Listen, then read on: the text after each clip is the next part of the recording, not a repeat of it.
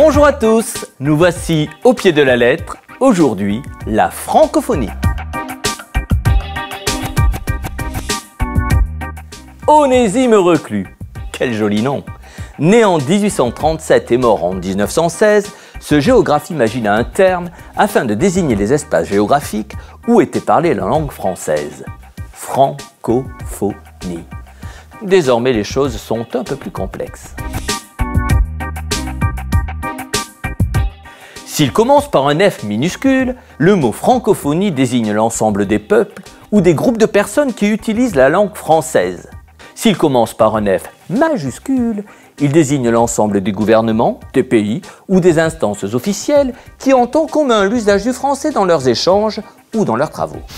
Montrons-nous plus poétiques. La francophonie, c'est un vaste pays sans frontières. C'est celui de la langue française. C'est le pays de l'intérieur. C'est le pays invisible, spirituel, mental, moral qui est en chacun de nous. Ces paroles sont signées du chanteur québécois Gilles Vigneault. Des Québécois donc, mais aussi des Suisses, des Belges, des Africains, des Antillais, des Louisianais, des Libanais, des Asiatiques. Tout cela, ça fait d'excellents francophones. Le français est parlé sur les 5 continents.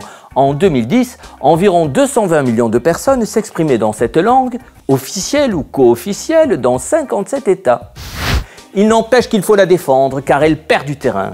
Et pour ce combat, moi je crois à la force de la littérature francophone, même si certaines choses peuvent sembler bizarres. Les auteurs des dom-toms, autrement dit des auteurs français comme Aimé Césaire ou Patrick Chamoiseau, sont considérés comme écrivains francophones, tandis qu'un Samuel Beckett est considéré comme auteur français malgré sa nationalité irlandaise.